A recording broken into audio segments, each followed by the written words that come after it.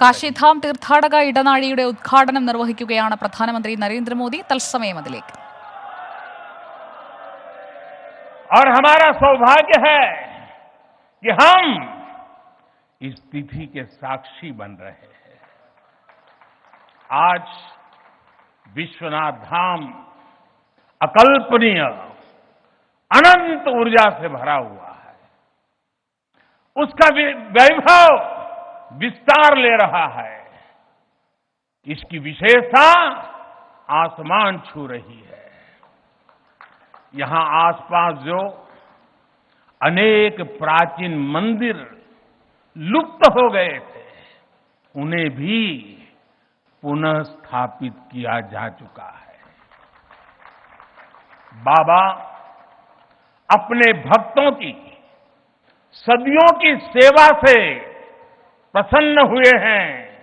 इसलिए उन्होंने आज के दिन का हमें आशीर्वाद दिया है. विश्वनाथ धाम का ये पूरा नया परिसर एक भव्य भवन भर नहीं है. ये प्रतीक है हमारे भारत की सनातन संस्कृति का. ये प्रतीक है हमारी आध्यात्मिक आत्मा का. ये प्रतीक है भारत की प्राचीनता का, परंपराओं का, भारत की ऊर्जा का, गतिशीलता का. आप यहां जब आएंगे तो केवल आस्था के ही दर्शन होंगे ऐसा नहीं है. आपको यहां अपने अतीत के गौरव का एहसास भी होगा. कैसे प्राचीनता और नवीनता एक साथ सजीव हो रही है, कैसे पुरातन की प्रेरणाएं भविष्य को दिशा दे रही हैं, इसके साक्षात दर्शन विश्वनाथ धाम परिसर में हम कर रहे हैं. साथियों, जो मां गंगा उत्तर वाहिनी होकर बाबा के पांव पखारने काशी आती है, वो मां गंगा भी आज बहुत प्रसन्न होगी. अब जब हम भगवान विश्वनाथ के चरणों में प्रणाम करेंगे, ध्यान लगाएंगे, तो मां गंगा को स्पर्श करती हुई हवा हमें स्नेह देगी, हमें आशीर्वाद देगी. और जब मां गंगा उन्मुक्त होगी, प्रसन्न होगी, तो बाबा के ध्यान में हम गंग तरंगों की कलकल का दैवीय अनुभव भी कर सकेंगे. बाबा विश्वनाथ सबके हैं, मां गंगा सबकी है.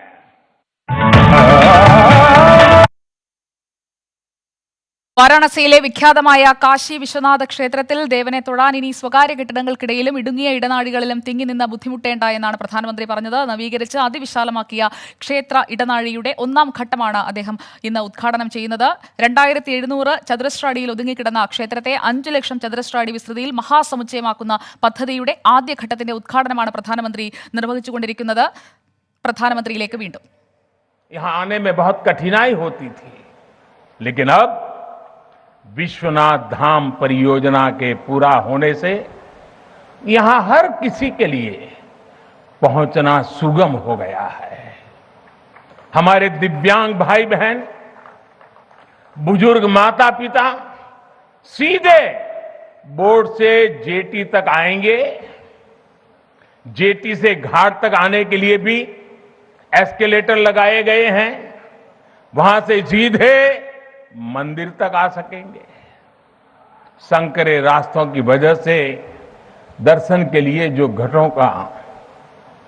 घंटों तक का इंतजार करना पड़ा था, जो परेशानी होती थी, वो भी अब कम होगी. पहले यहां जो मंदिर क्षेत्र केवल 3000 वर्ग फीट में था, वो अब करीब करीब 5 लाख वर्ग फीट का हो गया।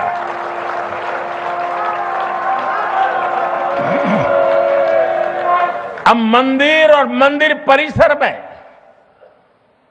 50, 60, 70 हजार श्रद्धालु आ सकते हैं। यानी पहले मां गंगा का दर्शन स्नान और वहां से सीधे विश्वनाथ धाम, यही तो है हर हर महादेव। साथियों, जब मैं बनारस आया था तो एक विश्वास लेकर आया था। विश्वास अपने से ज्यादा बनारस के लोगों पर था, आप पर था। आज हिसाब किताब का समय नहीं है, लेकिन मुझे याद है तब कुछ ऐसे लोग भी थे जो बनारस के लोगों पर संदेह करते थे। कैसे होगा, होगा ही नहीं, यहां तो ऐसे ही चलता है, ये मोदी जी जैसे बहुत आके गए। मुझे आश्चर्य होता था कि बनारस के लिए ऐसी ही धारणाएं बना ली गई थी, ऐसे तर्क दिए जाने लगे थे। ये जड़ता बनारस की नहीं थी, हो भी नहीं सकती थी। थोड़ी बहुत राजनीति थी, थोड़ा बहुत कुछ लोगों का निजी स्वार्थ, इसलिए बनारस पर आरोप लगाए जा रहे थे।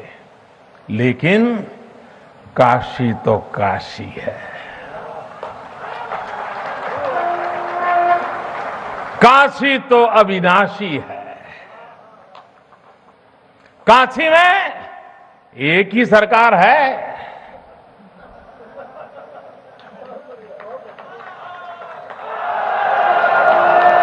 जिनके हाथों में डमरू है, उनकी सरकार है। जहां गंगा अपनी धारा बदलकर बहती हो, उस काशी को भला कौन रोक सकता है। काशी खंड में भगवान शंकर ने खुद कहा है, विना मम प्रसादम वै कह काशी प्रति प्रद्युत्ते, अर्थात बिना मेरी प्रसन्नता के काशी में कौन आ सकता है, कौन इसका सेवन कर सकता है। काशी में महादेव की इच्छा के बिना न कोई आता है और न यहां उनकी इच्छा के बिना कुछ होता है। यहां जो कुछ होता है महादेव की इच्छा से होता है। ये जो कुछ भी हुआ है महादेव ने ही किया है।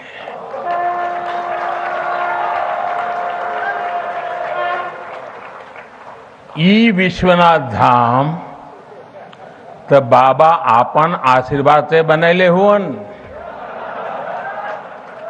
उनकर इच्छा के बिना का कोई पत्ता हिल सकेला।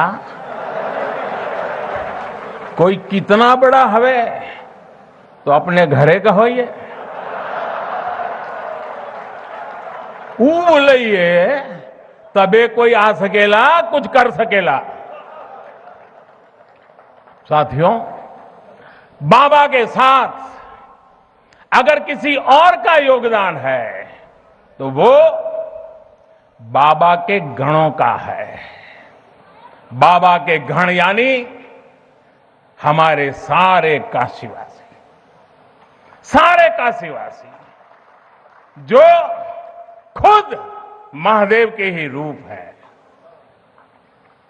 जब भी बाबा को अपनी शक्ति अनुभव करानी होती है, वो काशी वासियों का माध्यम ही बना देते हैं। फिर काशी करती है और दुनिया देखती है। इदम शिवाय इदम नमः, इदम शिवाय इदम नमः। भाई और बहनों, मैं आज अपने हर उस श्रमिक भाई बहनों का भी आभार व्यक्त करना चाहता हूं, जिसका पसीना इस भव्य परिसर के निर्माण में बहा है। कोरोना के इस विपरीत काल में भी उन्होंने यहां पर काम रुकने नहीं दिया। मुझे अभी अपने इस श्रमिक साथियों से मिलने का अवसर मिला, उनके आशीर्वाद लेने का सौभाग्य मिला। हमारे कारीगर, हमारे सिविल इंजीनियरिंग से जुड़े लोग, प्रशासन के लोग, वो परिवार जिनके यहां घर हुआ करते थे, मैं सभी का अभिनंदन करता हूं। और इन सबके साथ मैं यूपी सरकार, हमारे कर्मयोगी मुख्यमंत्री योगी आदित्यनाथ जी का भी और उनकी पूरी टीम का भी अभिनंदन करता हूं, जिन्होंने काशी विश्वनाथ धाम परियोजना को पूरा करने के लिए दिन रात एक कर दिया। साथियों, हमारी इस वाराणसी ने युगों को जिया है, इतिहास को बनते बिगड़ते देखा है। कितने ही कालखंड आए गए, कितनी ही सल्तनतें उठी और मिट्टी में मिल गई, फिर भी बनारस बना हुआ है। बनारस अपना रस बिखेर रहा है। बाबा का ये धाम शाश्वत ही नहीं रहा है, इसके सौंदर्य ने भी हमेशा संसार को आश्चर्यचकित और आकर्षित किया है। हमारे पुराणों में प्राकृतिक आभा से घिरी काशी के ऐसे ही दिव्य स्वरूप का वर्णन किया गया है।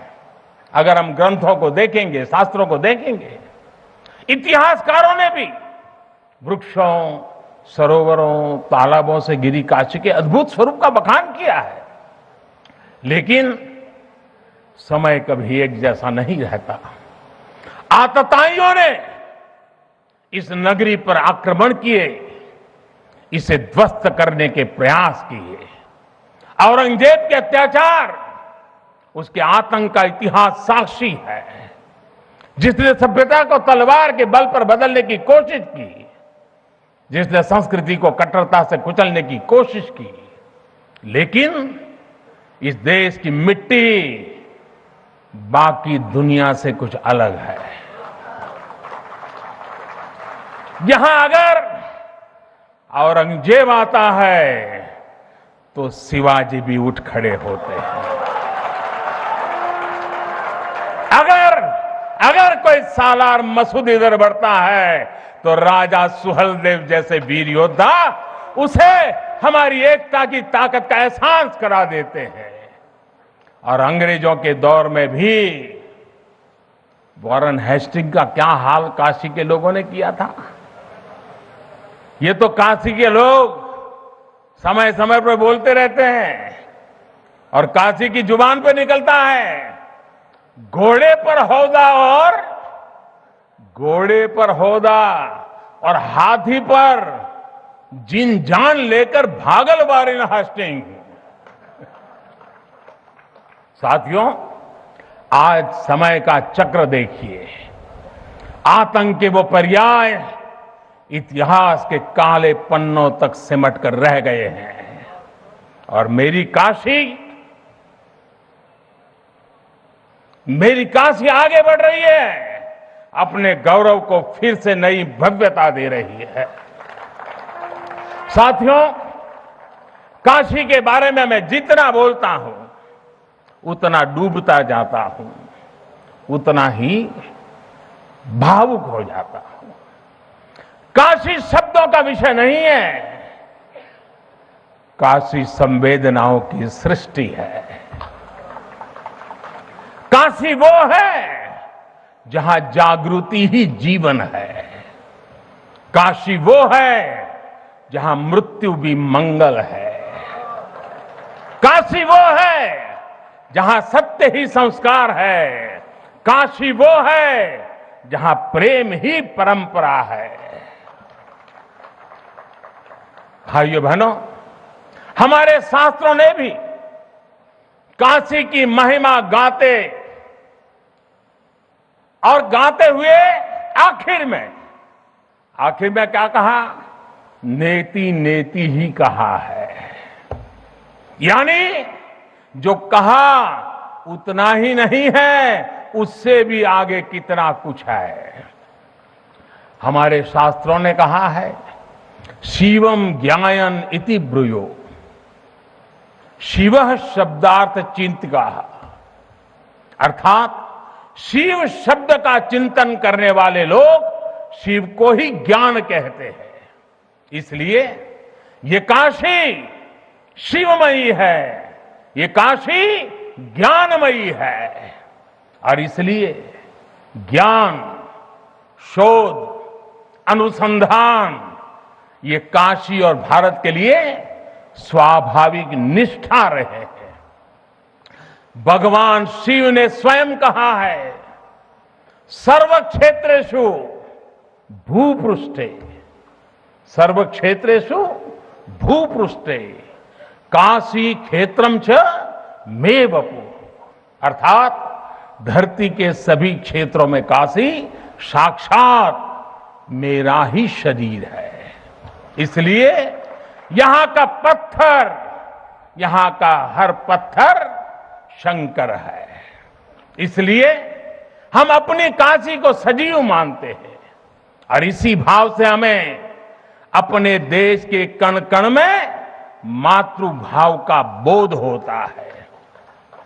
हमारे शास्त्रों का वाक्य है, दृश्यते स्वर्ग सर्वे है, काश्यम विश्वेश्वर तथा, यानी काशी में सर्वत्र हर जीव में ഭഗവാൻ വിശ്വേശ്വർ. ഉത്തർപ്രദേശിലെ വാരാണസിയിലെ തീർത്ഥാടന കേന്ദ്രമായ കാശിധാം ക്ഷേത്ര ഇടനാഴി ഉദ്ഘാടന ചടങ്ങാണ് ഇപ്പോൾ പ്രേക്ഷകർ കാണുന്നത്.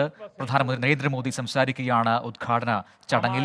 കാശിയുടെയും വാരാണസിയുടെയും ബനാറസിന്റെയും ഒക്കെ മഹത്വം വിവരിക്കുകയായിരുന്നു പ്രധാനമന്ത്രി. ഒപ്പം തന്നെ ഈ ലോകോത്തര നിർമ്മിതിക്ക് പിന്നിൽ പ്രവർത്തിച്ചവരെ അഭിനന്ദിക്കുകയും ചെയ്തു പ്രധാനമന്ത്രി. ഓരോരുത്തരുടെയും വിയർപ്പിന്റെ ഫലമാണ് ഈ ലോകോത്തര സൃഷ്ടി. കോവിഡിന്റെ പ്രതികൂല സാഹചര്യത്തിലും ഈ നിർമ്മാണ പ്രവർത്തനങ്ങൾ തടസ്സപ്പെടാതെ മുന്നോട്ട് പോയ എല്ലാവരെയും അഭിനന്ദിക്കുന്നു എന്നും പ്രധാനമന്ത്രി പറഞ്ഞു വെക്കുകയായിരുന്നു. ഉത്തർപ്രദേശിൽ പുതുതായി പണി കഴിപ്പിച്ച കാശിധാം ക്ഷേത്ര ഇടനാഴിയുടെ ഉദ്ഘാടന ചടങ്ങാണ് ഇപ്പോൾ പുരോഗമിക്കുന്നത്. പ്രധാനമന്ത്രി സംസാരിക്കുന്നു തത്സമയ സംപ്രേഷണത്തിലേക്ക്. तब के बाद काशी के लिए इतना काम अब हुआ है।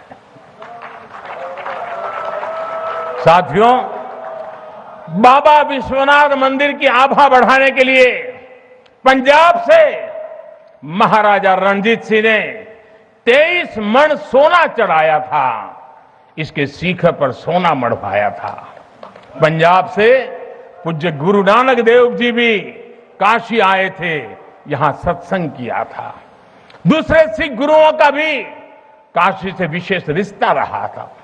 पंजाब के लोगों ने काशी के पुनर्निर्माण के लिए दिल खोलकर दान दिया था। पूरब में बंगाल की रानी भवानी ने बनारस के विकास के लिए अपना सब कुछ अर्पण किया। मैसूर और दूसरे दक्षिण भारतीय राजाओं का भी बनारस के लिए बहुत बड़ा योगदान रहा है। एक ऐसा शहर है जहां आपको उत्तर, दक्षिण, नेपाली, लगभग हर तरह की शैली के मंदिर दिख जाएंगे। विश्वनाथ मंदिर इसी आध्यात्मिक चेतना का केंद्र रहा है और अब ये विश्वनाथ धाम परिसर अपने भव्य रूप में इस चेतना को और ऊर्जा देगा। साथियों, दक्षिण भारत के लोगों की काशी के प्रति आस्था, दक्षिण भारत का काशी पर और काशी का दक्षिण भारत पर प्रभाव हम सब भली भांति जानते हैं। एक ग्रंथ में लिखा है, तेनो पयाथेन कदाचनात् वाराणसीम पाप निवारणं आवादी वाणी बलिना सविष्यन विलोक्य लीला वासरे विलिप्ता।